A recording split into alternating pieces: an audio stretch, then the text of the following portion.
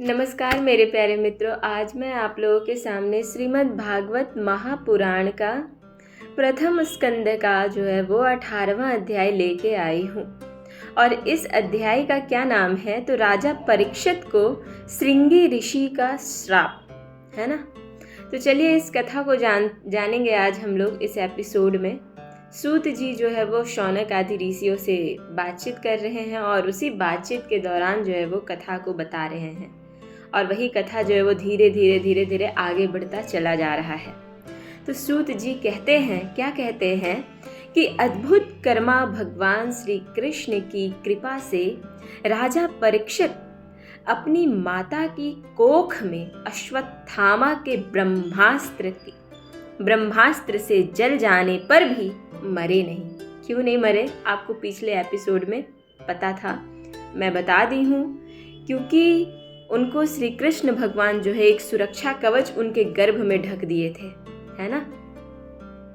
जिस समय ब्राह्मण के शाप से उन्हें डसने के लिए तक्षक आया, उस समय वे प्राण नाश के महान भय से भयभीत नहीं हुए, क्योंकि वो बहुत बड़े महात्मा ज्ञानी पुरुष थे, कोई ऐसे वैसे इंसान नहीं थे वो।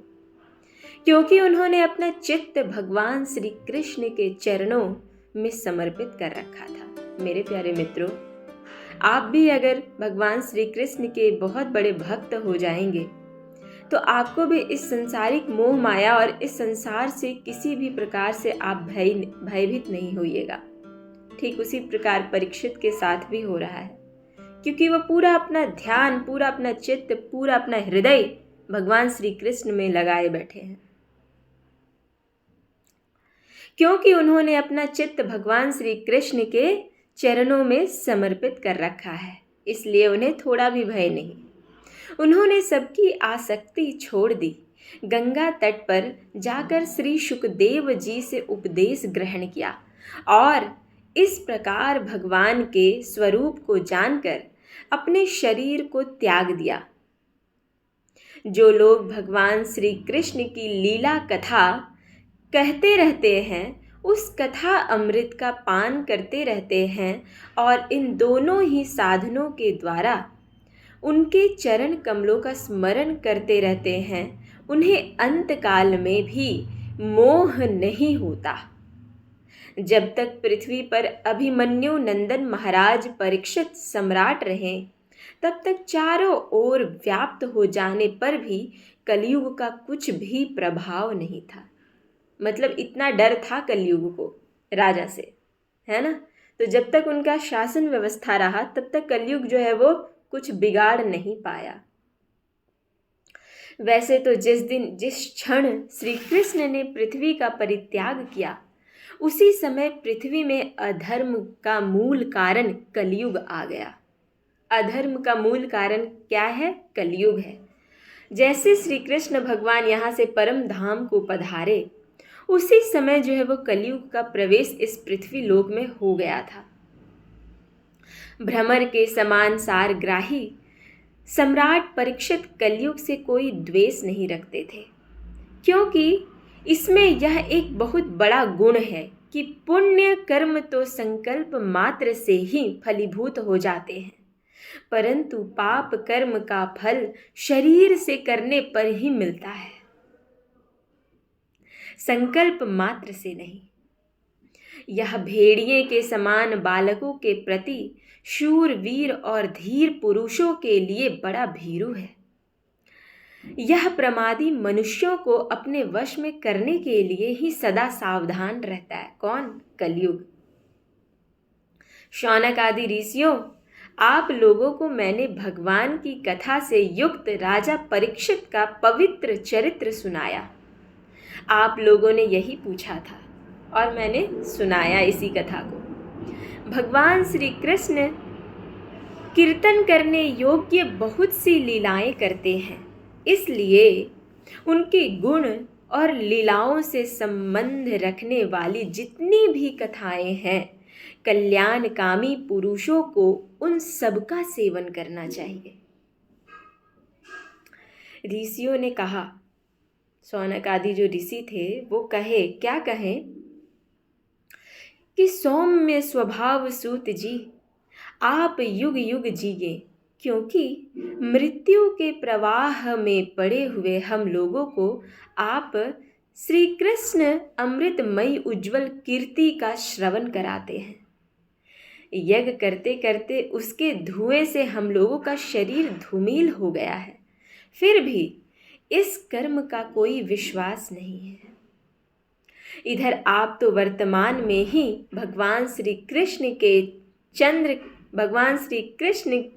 के चरण कमलों का मादक और मधुर मधु पिलाकर हमें तृप्त कर रहे हैं। भगवत प्रेमी भक्तों के लव मात्र के सत्संग से स्वर्ग एवं मोक्ष की भी तुलना नहीं की जा सकती। फिर मनुष्यों के तुच्छ भोगों की तो बात ही क्या है। ऐसा कौन सा रस मर्मज्ञ होगा जो महापुरुषों के एकमात्र जीवन सर्वस्व श्री कृष्ण की लीला कथाओं से तृप्त हो जाए। समस्त प्राकृत गुणों से अतीत भगवान के अचिंत्य अनंत कल्याणमयी गुणों का पार तो ब्रह्मा शंकर आदि बड़े बड़े योगेश्वर भी नहीं पा सके। इस कथा का महिमा बताया जा रहा है कि कितना श्रेष्ठ है। विद्वान, आप भगवान को ही अपने जीवन का ध्रुव तारा मानते हैं, इसलिए आप सत्पुरुषों के एकमात्र आश्रय भगवान के उदार और विशुद्ध चरित्रों का हम श्रद्धालु श्रोताओं के लिए विस्तार से वर्णन कीजिए। इनको और सुनने का मन हो रहा है, क्योंकि जिनका चित्त भगवान के लिए लग जाता है ना, वो बिल्कुल सुनना चाहता है। आप ही देखिए, जब कोई आपको पिक्चर बहुत ज़्यादा इंटरेस्टिंग लगता है तो आप उस पिक्चर को बार बार खोल कर देखते हैं। ठीक उसी प्रकार से एक भक्त वत्सल जो मनुष्य होता है, भगवान के प्रति जो भक्ति करता है, अगर वो निरंतर भक्ति करते रहे, है ना, तो उसका भी दिन प्रतिदिन जो है वो भगवान की ओर उनका भी मन जो है वो लगने लग जाता है। और धीरे धीरे करके वो इतना ज़्यादा लगने लग जाता है मन उन पे कि वो दिन रात उन्हीं के बारे में सोचता है।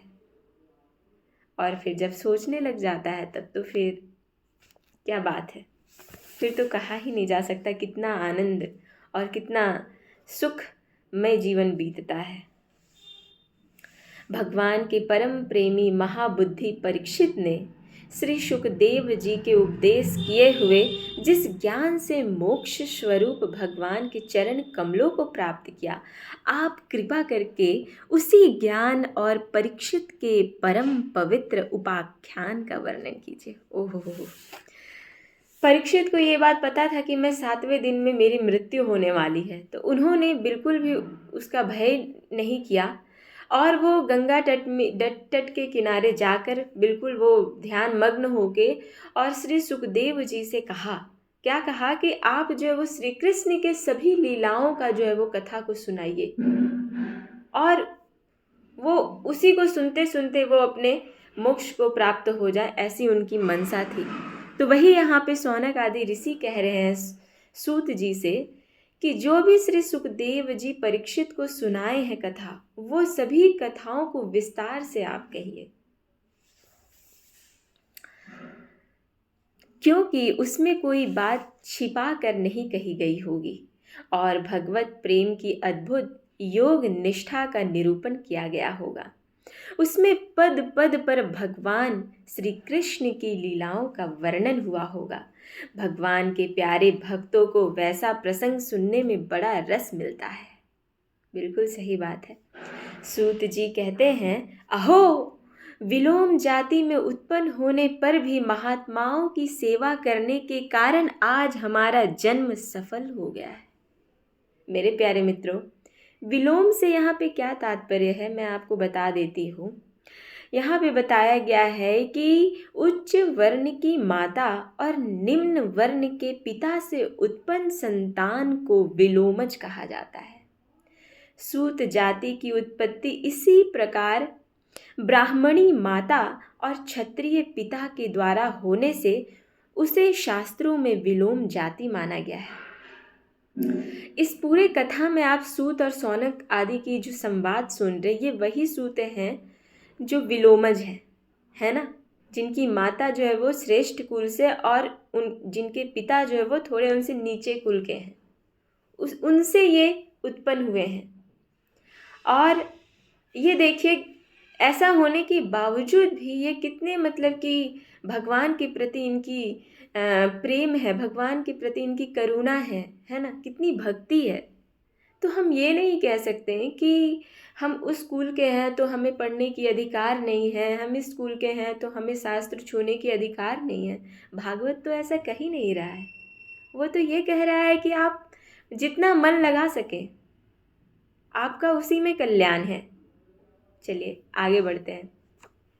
तो वही कह रहे हैं सूत जी कि अहो विलोम जाति में उत्पन्न होने पर भी महात्माओं की सेवा करने के कारण आज हमारा जन्म सफल हो गया है, क्योंकि महापुरुषों के साथ बातचीत करने मात्र से ही नीच कुल में उत्पन्न होने की मनोव्यथा शीघ्र ही मिट जाती है। जो दुख रहता है लोगों को कि हम नीच कुल में उत्पन्न हुए हैं, कुछ लोगों को ऐसा लगता है, ठीक है, तो वही ये कह रहे हैं कि वो सारी मनोव्यथा मेरी शीघ्र ही नष्ट हो गया है।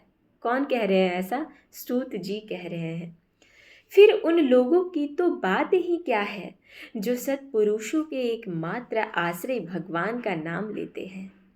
भगवान की शक्ति अनंत है, वे स्वयं अनंत हैं। वास्तव में उनके गुणों की अनंतता के कारण ही उन्हें अनंत कहा गया है।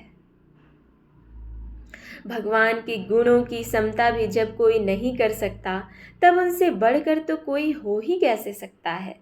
उनके गुणों की यह विशेषता समझाने के लिए इतना कह देना ही पर्याप्त है कि लक्ष्मी जी अपने को प्राप्त करने की इच्छा से प्रार्थना करने वाले ब्रह्म आदि देवताओं को छोड़कर भगवान के न चाहने पर भी उनके चरण कमलों की रज का ही सेवन करती है। आप सदैव देखिएगा, विष्णु पुराण आप खोल के देखिए, पहला एपिसोड या कहीं पे भी लक्ष्मी माता को हमेशा उनके चरणों के पास ही बैठे हुए आपको वो दिखेंगी, और हमेशा वो धीरे धीरे जो वो पैर दबाते रहती हैं विष्णु भगवान का। तो वही बता रहे हैं कि वो हमेशा उनके रज का ही सेवन करते रहती हैं। ब्रह्मा जी ने भगवान के चरणों का प्रक्षालन करने के लिए जो जल समर्पित किया था, वही उनके चरण नखों से निकलकर गंगा जी के रूप में प्रवाहित हुआ। क्या बात है! यह जल महादेव जी सहित सारे जगत को पवित्र करता है। ऐसी अवस्था में त्रिभुवन में श्री कृष्ण के अतिरिक्त भगवान शब्द का दूसरा और क्या अर्थ हो सकता है। जिनके प्रेम को प्राप्त करके धीर पुरुष बिना किसी हिचक के देह गेह आदि की दृढ़ आसक्ति को छोड़ देते हैं और उस अंतिम परमहंस आश्रम को स्वीकार करते हैं, जिसमें किसी को कष्ट ना पहुंचाना और सब ओर से उपशांत हो जाना ही स्वधर्म होता है। स्वधर्म क्या होता है कि ये नहीं कि आप जब कोई धर्म कर रहे हैं तो उससे दूसरों को किसी प्रकार का कष्ट हो, नहीं, वो स्वधर्म नहीं है। आपको ऐसा धर्म करना है कि दूसरों को कष्ट भी ना पहुँचे और भगवान की भक्ति भी हो जाए और अपने को सुख भी पहुँचे। ऐसा धर्म करना है ना। तो यही यहाँ पे स्वधर्म का डेफिनेशन दिया है। सूर्य के समान प्रकाशमान महात्माओं, आप लोगों ने मुझसे जो कुछ पूछा है वह मैं अपनी समझ के अनुसार सुनाता हूँ। ऐसा सूत जी शौनक आदि ऋषियों को कह रहे हैं। जैसे पक्षी अपनी शक्ति के अनुसार आकाश में उड़ता है, वैसे ही विद्वान लोग भी अपनी अपनी बुद्धि के अनुसार ही श्री कृष्ण की लीला का वर्णन करते हैं।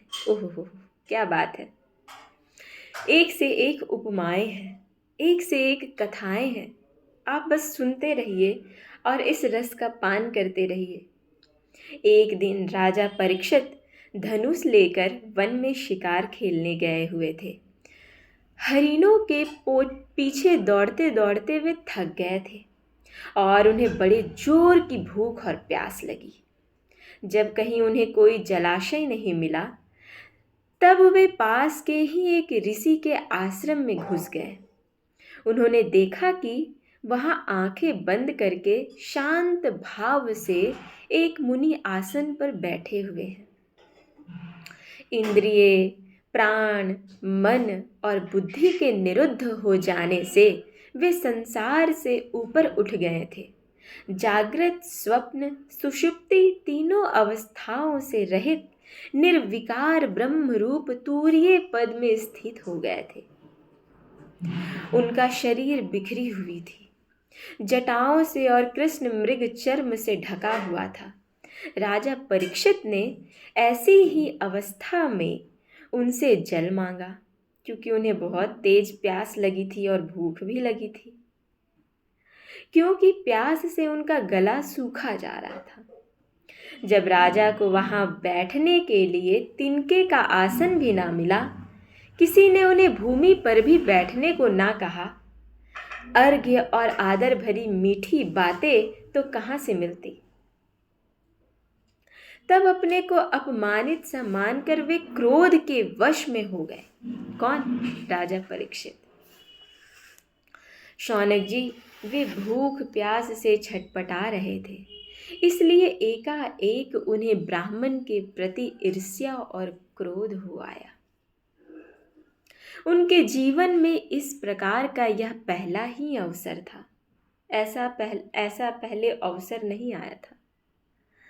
वहां से लौटते समय उन्होंने क्रोधवश धनुष की नोक से एक मरा सांप उठाकर ऋषि के गले में डाल दिया और अपनी राजधानी में चले गए। कौन? राजा परीक्षित। उनके मन में यह बात आई कि इन्होंने जो अपने नेत्र बंद कर रखे हैं, सो क्या वास्तव में इन्होंने अपनी सारी इंद्रिय वृत्तियों का निरोध कर लिया है, अथवा इन राजाओं से हमारा क्या प्रयोजन है, यूं सोचकर इन्होंने झूठ मूठ समाधि का ढोंग रच रखा है क्या? ऐसा राजा परीक्षित सोच रहे मन ही मन, और उसी में वो क्रोध भी हो रहे हैं। उन शमीक मुनि का पुत्र बड़ा तेजस्वी था, और वो ऋषि मुनि कौन थे जो वहाँ पे समाधि में लीन थे? वो शमीक थे। कौन थे? उनका नाम शमीक था। और जो उनका जो पुत्र था वो बड़ा ही विद्वान, बड़ा ही तेजस्वी बालक था। वह दूसरे ऋषि कुमारों के साथ पास में ही खेल रहा था।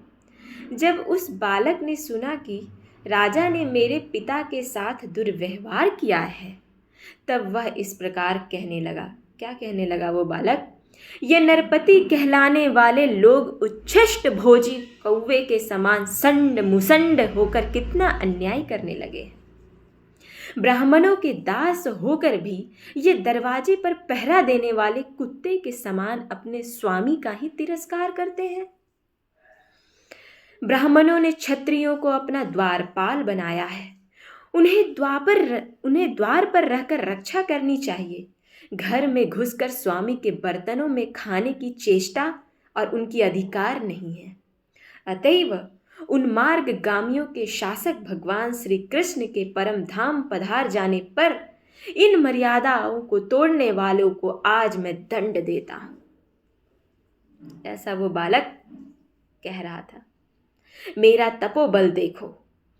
अपने साथी बालकों से इस प्रकार कहकर क्रोध से लाल लाल आंखों वाले उस ऋषि कुमार ने कौशिकी नदी के जल से आचमन करके अपने वाणी रूपी वज्र का प्रयोग किया। कुलांगार परीक्षित ने मेरे पिता का अपमान करके मर्यादा का उल्लंघन किया है, इसलिए मेरी प्रेरणा से आज के 7वें दिन उसे तक्षक सर्प डस लेगा। ऐसा वो बालक क्रोध में आकर श्राप दे देता है। था तो वो ऋषि मुनि का बालक, और अगर विद्वान पुरुष अगर कोई आपको कुछ कह दे गुस्सा में ना, तो वो कहीं ना कहीं लग जाता है। इसलिए आपको यहाँ से ये शिक्षा लेनी चाहिए कि कभी भी आप विद्वान पुरुषों को या ऋषि महर्षियों को, बड़े व्यक्तियों को आप दुखी ना करें। उनके प्रति आपकी वाणी हमेशा ही मधुर होनी चाहिए। मेरे अनुसार से तो सभी के प्रति होनी चाहिए, पर मनुष्य जीवन में ऐसा नहीं संभव हो पाता है। कभी क्रोध तो आ ही जाता है, लेकिन फिर भी आपको प्रयत्न करते रहना चाहिए कि हमको सज्जनों से, विद्वानों से, महापुरुषों से, ऋषियों से, आदियों से जो है वो आपको अच्छे वाणी का प्रयोग करना चाहिए। नहीं तो अगर वो गुस्सा हो गए कुछ आपके खराब वाणी से, तो उसकी बहुत बड़ी दुर्गति होती है। ठीक वैसे ही हुआ। इसके बाद वह बालक अपने आश्रम पर आया और अपने पिता के गले में सांप देखकर उसे बड़ा दुख हुआ तथा वह ढाढ़ मार कर रोने लगा। अब भाई पुत्र है, ऐसा अपने पिता का स्थिति देख के तो दुखी हो ही जाता है आदमी। विप्रवर शौनक जी, शमी मुनि ने अपने पुत्र का रोना चिल्लाना सुनकर धीरे धीरे अपनी आंखें खोली और देखा कि उनके गले में एक मरा सांप पड़ा है। उसे फेंक कर उन्होंने अपने पुत्र से पूछा, बेटा तुम क्यों रो रहे हो? किसने तुम्हारा अपकार किया है? उनके इस प्रकार पूछने पर बालक ने सारा हाल कह दिया। ब्रह्मर्षि शमीक ने राजा के शाप की बात सुनकर अपने पुत्र का अभिनंदन नहीं किया, क्योंकि वो जो राजा थे वो कभी ऐसा गलत नहीं करते थे, है ना। वो तो उनको प्यास भूख लगी थी, इसलिए वो बिल्कुल क्रोध में आ गए जब उनकी कोई बात नहीं सुना तो। नहीं तो वो राजा परीक्षित जो है वो बहुत ही विद्वान और बहुत शक्तिशाली पुरुष हैं। वो ऐसे वैसे पुरुष नहीं है, वो बहुत बड़े विद्वान इंसान है। एक राजा होने के साथ साथ वो बहुत बड़े जो है वो धर्म पुरुष इंसान है। तो इसीलिए जो है वो ये साप को सुनकर जो शमीक मुनि है वो पुत्र का अभिनंदन नहीं किया। उनकी दृष्टि में परीक्षित साप के योग्य नहीं थे। उन्होंने कहा, ओह मूर्ख बालक, तूने बड़ा पाप किया। उल्टा अपने पुत्र को ही वो कह रहे हैं। खेद है कि उनकी थोड़ी सी गलती के लिए तूने उनको इतना बड़ा दंड दे दिया। तेरी बुद्धि अभी कच्ची है। तुझे भक्त भगवान स्वरूप राजा को साधारण मनुष्यों के समान नहीं समझना चाहिए, क्योंकि राजा के दुस्सह तेज से सुरक्षित और निर्भय रहकर ही प्रजा अपना कल्याण संपादन करती है।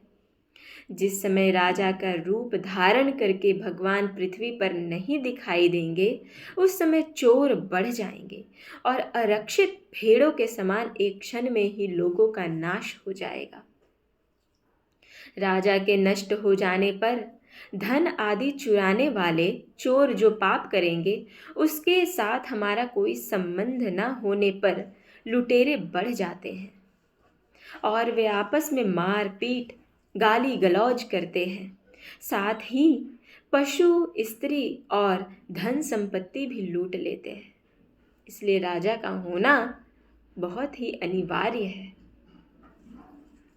उस समय मनुष्यों का वर्णाश्रमचार युक्त वैदिक आर्य धर्म लुप्त हो जाता है।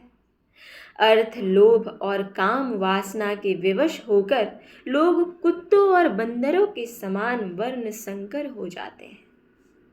सम्राट परीक्षित तो बड़े ही यशस्वी और धर्म धुरंधर हैं। उन्होंने बहुत से अश्वमेध यज्ञ किए हैं और वे भगवान के परम प्यारे भक्त हैं। वे ही राजर्षि भूख प्यास से व्याकुल होकर हमारे आश्रम पर आए थे। वे शाप के योग्य कदापि नहीं थे। ऐसा शमीक मुनि अपने पुत्र को कह रहे हैं। इस नासमझ बालक ने हमारे निष्पाप सेवक राजा का अपराध किया है।